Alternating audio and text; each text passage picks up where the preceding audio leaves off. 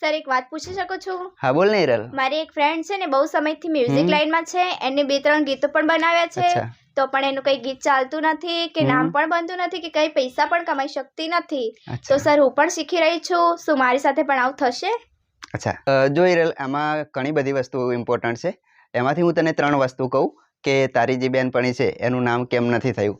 જો હિરલ, આમાં 3 વસ્તુ બહુ ઇમ્પોર્ટન્ટ છે. એ વસ્તુ તું સમજી જઈશ તો તું આ સવાલ મને નહીં પૂછે. પહેલી વસ્તુ કે કોઈ પણ વસ્તુ આપણે જોઈતી હોય, કોઈ પણ આપણું લક્ષ્ય હોય, એ આપણને કેમ મળતું નથી, એનું એક કારણ મેન શું હોય ખબર છે? શું? મેન કારણ એ છે કે આપણી એ ટાઈપની લાયકાત નથી. જે પણ આપણે, ધારો કે તું સિંગિંગની વાત કરે છે, તો સિંગિંગ એના માટે આપણે શીખવું પડે, સ્કેલ વિશે શીખવું પડે, પછી જે મ્યુઝિક અંદર બધું આવતું હોય એના વિશે શીખવું પડે, આપણે તાલ વિશે શીખવું પડે, રિધમ સાથે ગાતા શીખવું પડે. આ બધી વસ્તુ પહેલી તો શીખવી પડે.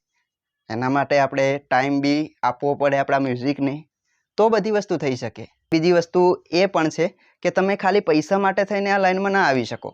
કારણ કે પૈસા માટે થઈને તમે આ લાઈનમાં આવો તો તમારું ફોકસ ડાયરેક્ટ પૈસા ઉપર હશે અને તમે શીખવામાં ધ્યાન નહીં આપો, ડાયરેક્ટ તમારે પૈસા જ જોવે છે. એટલે પૈસા માટે થઈને પહેલા વસ્તુ તો શોખ વસ્તુ પૈસા માટે છે નહીં. પૈસા વસ્તુ બાય પ્રોડક્ટ છે, પૈસા તો તમને મળવાના જ છે, પણ તમે પૈસા માટે થઈને આ લાઈનમાં આવો એ વસ્તુ યોગ્ય નથી. તે જ કીધું કે મારી બેનપણીને પૈસા નથી મળતા, તો પૈસા મળી શકે પણ એના માટે આપણે ટાઈમ આપવો પડે. ધારો કે હવે તારી બેનપણી બીજું બધું કામ કરતી હશે, જોબ પણ કરતી હશે, બધી જગ્યાએ એનું ધ્યાન હોય, તો પછી એ સંગીતને ટાઈમ આપી શકવાની જ નથી અને આના કારણથી પણ એનું નામ ના થયું હોય. અને હવે જે હું કહું છું એ હિરલ બહુ ખાસ છે, એટલે આપણા દોસ્તોને પણ કહી દઈએ. ઘણી વખત આપણું નામ પણ થઈ જતું હોય છે, પણ એ લાંબો સમય ટકતું નથી. જેમ કે તને ખબર છે વચ્ચે રાનુ મંડલ એ આવ્યા હતા, પછી બચપન કા પ્યાર એ આવ્યા હતા, ઘણું બધું વાયરલ થયું હતું, પણ અત્યારે એમનું નામ નિશાન છે નહીં. અત્યારે જોવા મળે રાનુ મંડલના કઈ ગીતો? ના. કારણ કે એમની જોડે સ્કિલ નથી અને એ ડાયરેક્ટ વાયરલ થઈ ગયા હતા.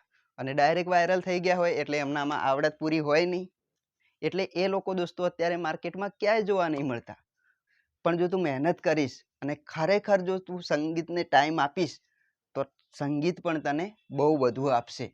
અને બધા દોસ્તોને પણ કહું છું, દોસ્તો તમે જે પણ લાઈન છે તમારી, એમાં તમારે ટાઈમ આપવો જરૂરી જ છે.